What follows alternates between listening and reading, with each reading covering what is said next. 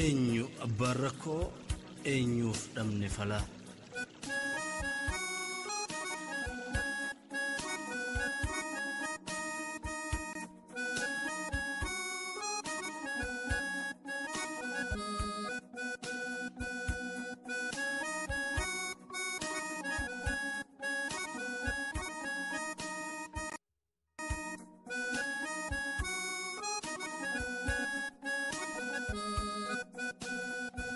hayyummaadha moo hiyyummaadha laata? Oromoo keessa lafa keetiitti albuun ol kaayamee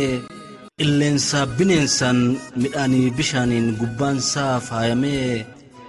teessumti lafa kee keessumti nama kee filamaa ta'uunsaa baachuudhaan laachuudhaan filannoo dhabuunsaa boonsee jiraachisuu otoo qabu ilmaan kee diina sitti bitee yaasa imimmaan kee. Ati qabeenya kiyyatti abboomadhaadhaan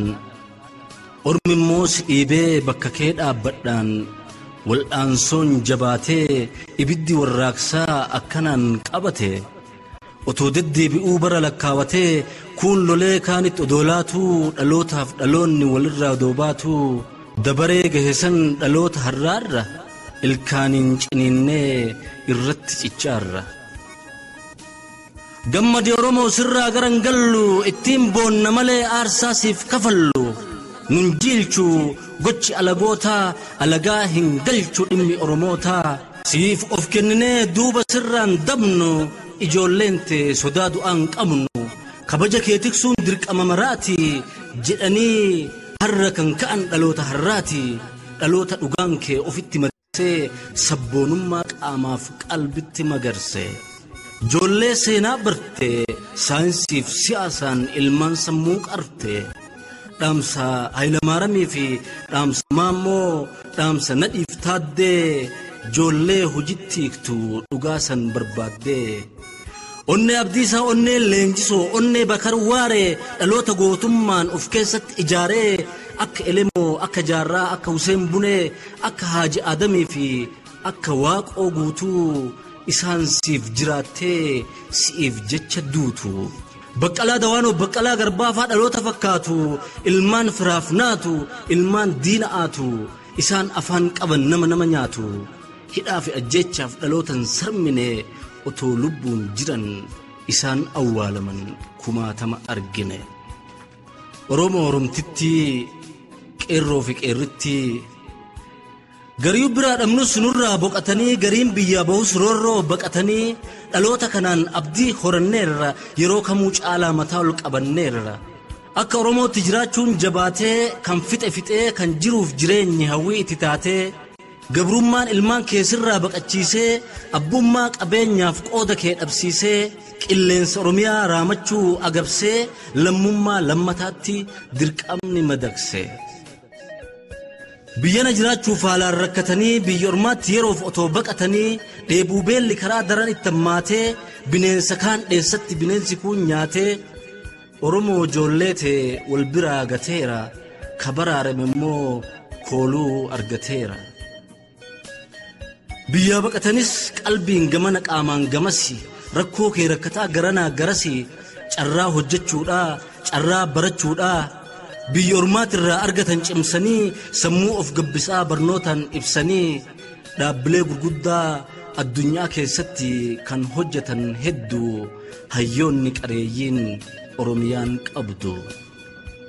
Guutumaan guututti sabaaf of laachuudhaan gara lammii fuula deebisanii lammiif jiraachuudhaan waan qabsoo gargaaraa waan kaayyoo ijaaraa sakatta'uu irratti yeroo isaanii fixuuf firii fi furmaata Oromiyaaf fiduuf kan murteeffatan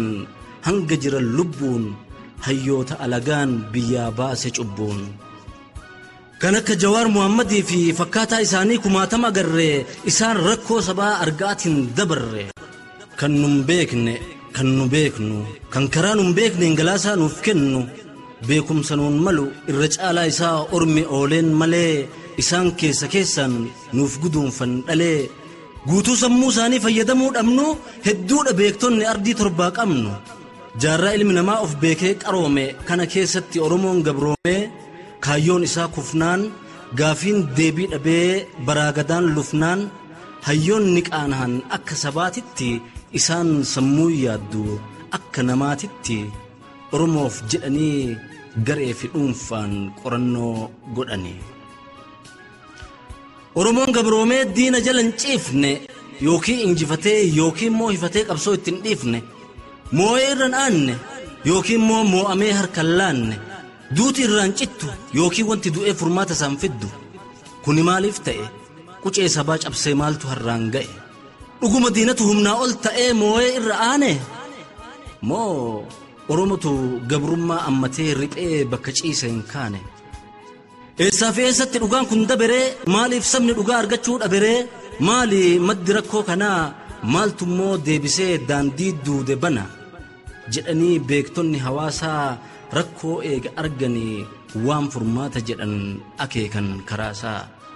rakkoon jiru ummata odoon geenye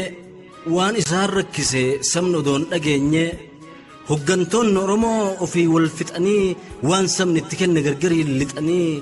akka qoodaatitti ofii kufanii sabas kuffisanii gara boodaatitti dhugaan jirtu tana dhibee dawaa dhabee nu miidhetu kana abbaan ana jedhee abbaan fedhe taaluu akka Oromoon qofti qaawwasan cuqqaalu akka qabsoo haqaa hidhee kaayee shirri ifatti himnaan hayyoon arrabsirri gubataa marqaa hubatatu arga akkuma jedhamu Oromoon hubatee ufii xabboomnaan waan ufii fudhatee galata ilmaan aayyaa galata hayyootaa seenaa isaa haaromsee qabsoon Oromootaa qeerroo lubbuu laatu kumaatamaan horee qeerransi diinaan doomi jennaan koree diddaa gabrummaatiin qabsoon jalqabame yeroo gabaabatti xumuraan gayame Oromoo gammadi mul'ate dhugaan kee ilmaan kee cimanii cimsaaran bu'aa kee maqaa isaanii dha'ee kan qubaan lakkaa'ee hin dandeenye fixuu haxxiyyaan beekumsaan qaawwafeete lixu hayyoonni siyaasaa gamanaan burqanii laalcha gadaantummaa ofirraa mulqanii hirmaannaa siyaasaa biyyoota guddattee hiree san argachuun qooda san fudhattee ka akka Hamzaa Waariyoo fi Piroofeesar Muhammad Abbaa Jabal Xaayiroo Oromoo hundaaf fakkeenya ta'anii cimina Oromoo addunyaan ga'ani hiree bullee bulchuu biyya teenyaa dhabnee gargar faffacaane biyyuma jirrurraa qooda san argachuun waan salphaa hin taane ga'umsa of dhiisii ormayyuu hogganuu akka qabnu argee dhaloonni Oromoo ofittaa amanu jedhanii ka'uudhaan hoggansaaf bulchiinsaaf dorgomaa ta'uudhaan fakkeenya kan ta'an obbo Hamzaa Waariyoo Awustiraaliyaa irratti Piroofeesar Muhammad Ameerikaa irratti ilmaan Oromootu adaatiin morkate adda duree sabni of keessaan argate Oromoon rogondaan akka jabaatutti hirmaannaa akkanaa akka qabaatutti miseensa mana marii biyyoota jajjabaa ta'uun hagamtakka mataa ol nu qaba jettanii dorgomuun keessan waan nama boonsisu ayyaanni Oromoo isin haa moosisu akkuma isaanii ilmaan Oromoo biyya ambaa jiran humnaa fi beekumsaan otoo wal erkisan otoo sabaaf hiran cinaachi isaanii lafa ga'ee hin ciifne dhibee lammii ofii dhibamuu hin dhiifne akkamitti oolte akkamitti bulte Oromiyaan tiyya fixan mo jiran obboleewwan kiyya maatiin hoo nagayaa har'a hoo maaluma gurri koo dhagaya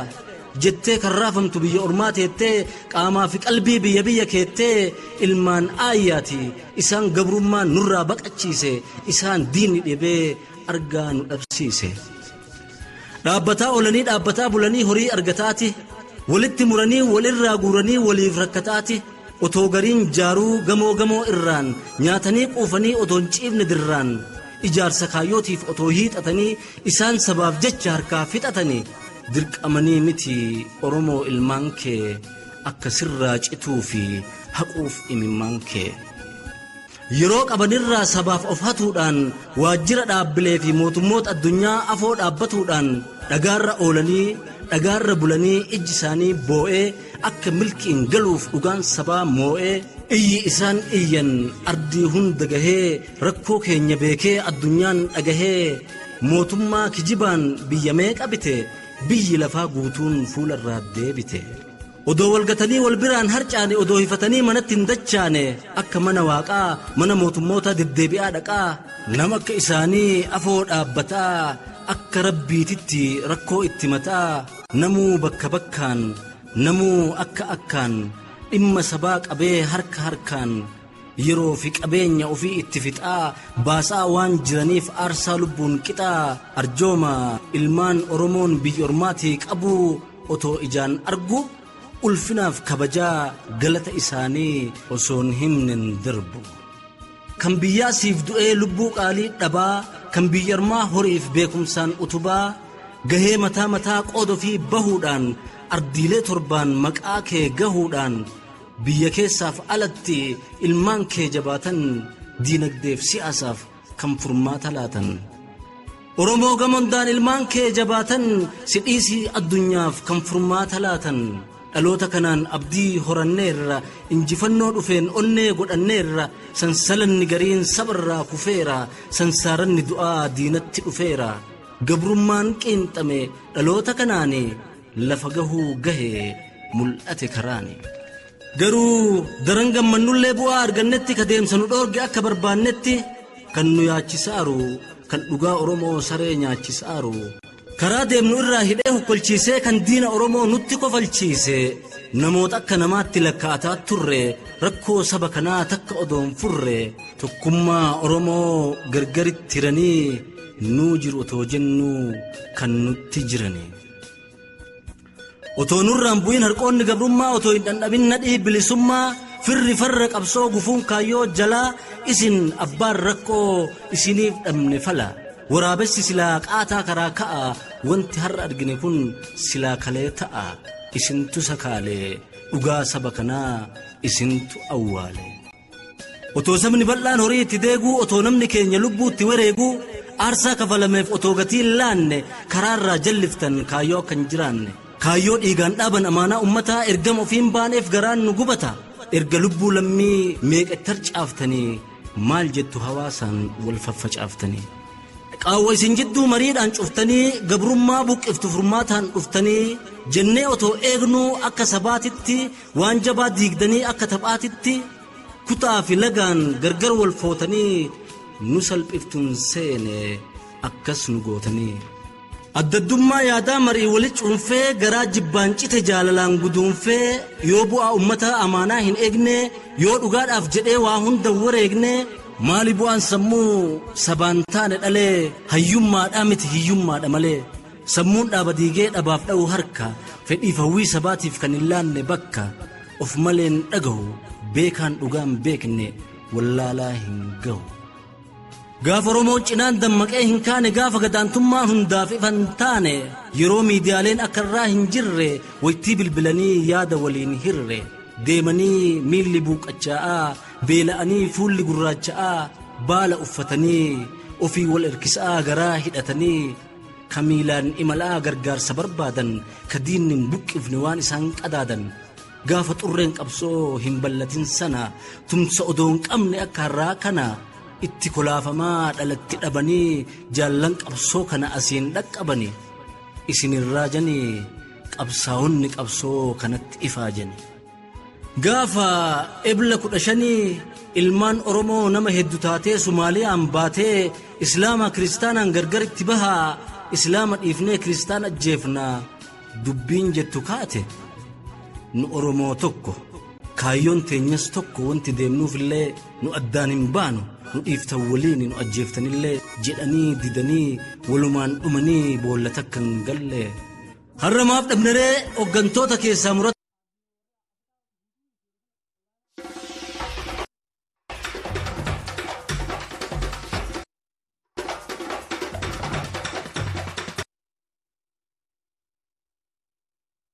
murata akkasii ka wal dhiibu malee garanaa garasi ka wal tiksu dhabne akka looniititti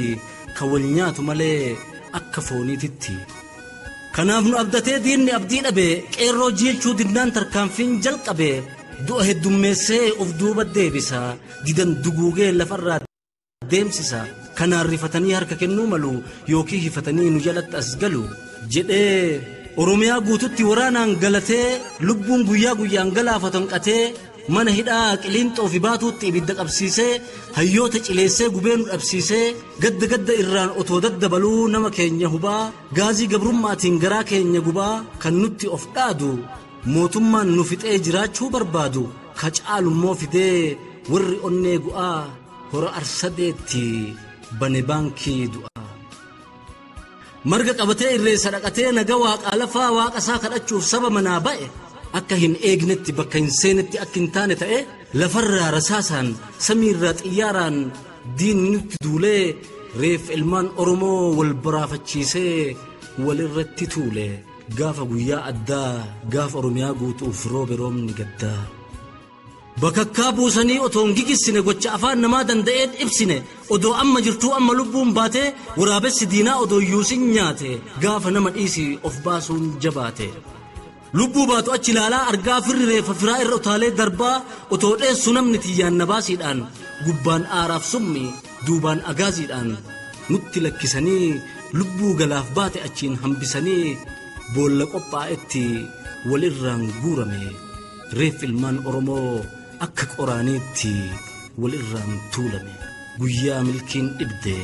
guyyaa malkaan falaa balaan beekne fiddee aanat aanuu didde.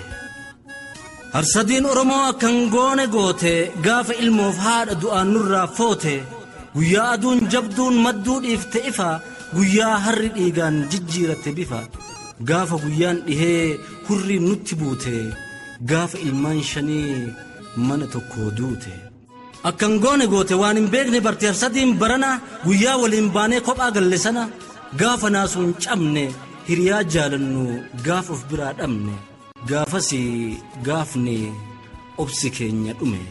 gaafa yeroo gabaabatti madaan umrii dheeraa nu keessatti uumame. Ofii saba tuqee balleesseera jedha garuu sababuma kanatti ka fedhe ajjeesaa abbaa fedhe hidha. Nu hin feenu jedhan waan hawaasni hin feene garuu gad hin dhiisanii ka dhimmuma kanaan mana hidhaa seene. Kuniyyuu nu dhibee otoo baretti eegnu waan irreechatti ta'e gaafa arginee dhageennu. Kaduraatti dabalee dachaa godhe madaa mootummaan jallate akkanaayi adaa ka ofii ajjeesee deebee soba booyu ka ofii gannaqee waraabuudhaaf tooyu. Lubbuu ilmaan ayyaa harka isaatiin baddee harrammoo akka waan lubbuu baateef gaddee guyyaa gaddaa labsa ofii gaddisiisee eega akka maleen lubbuu dhabamsiise mootummaan kijibaa summii nu nyaachisee afaan damma diba. Maaltu nu haferee eeganaa achitti eega ilmaan teenya dachaasan dachitti jedhee jaarsaa jaartiin dubraa dardaraan xiqqaa fi guddaa otoon jenne aariin Oromoota hundaa finiinee wal gahee kaabaa fi kibbatti bahaa fi dhiyaatti diina waliin dhahee ijji keessaa baatee kumaandi poostiif angoo kennuu taate. Yaa ilmaan Oromoo hoggantoota dhaabaa warra dhuunfaaf gareen ooftan qabsoo sabaa akkuma Oromoo maqaaf himattanii otoo saba kanaaf dhugaan rifattanii kun isinin gahu osoo qabaattanii garaa sabaaf nahu osoo jiraate sabboonummaan keessaa dhiigni ilmaan Oromoo silaasin macheessa lolanii lolaasaa dhiiga akka bishaanii eeganii eegsisuuf biyyabbaa isaanii otoo kaayyoof dhuman kikichuun ijoollee akkamitti hayyuun yaadaan waliin galle.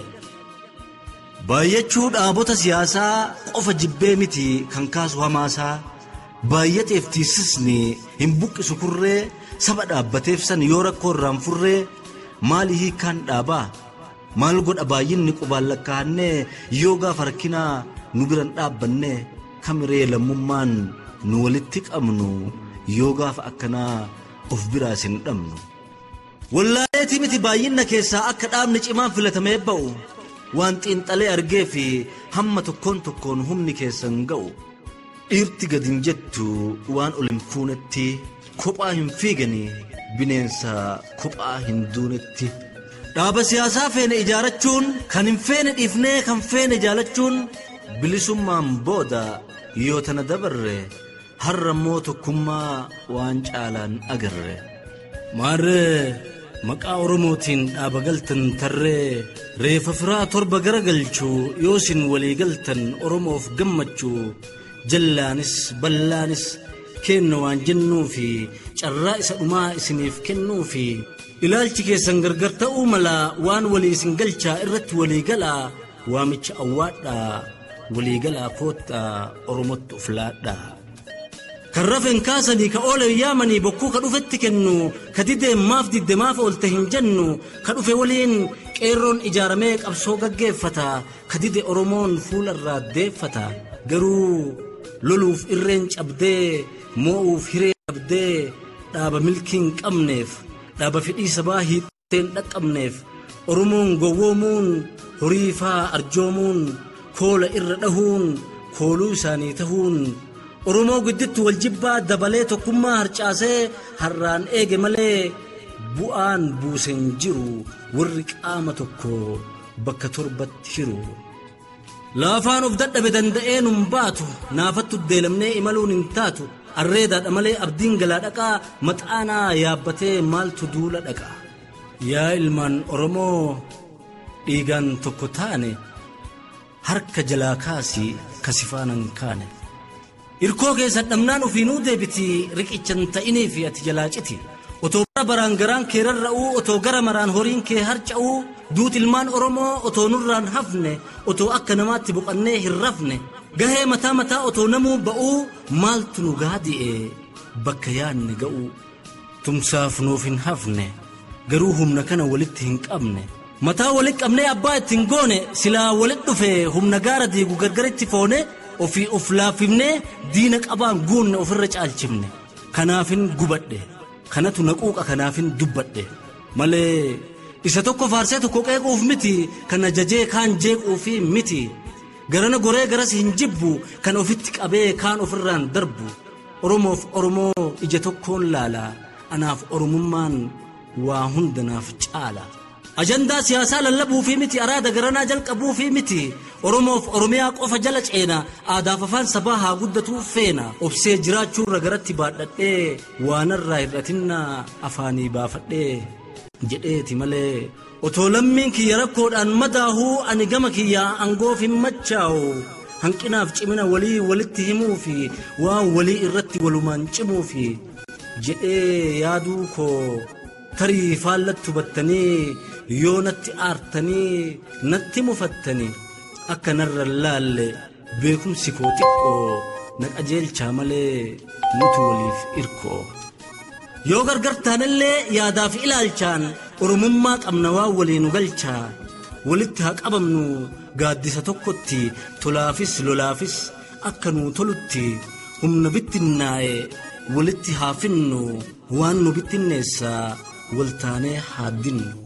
Akka laman kufne dogongorri kalee akka laman dhufne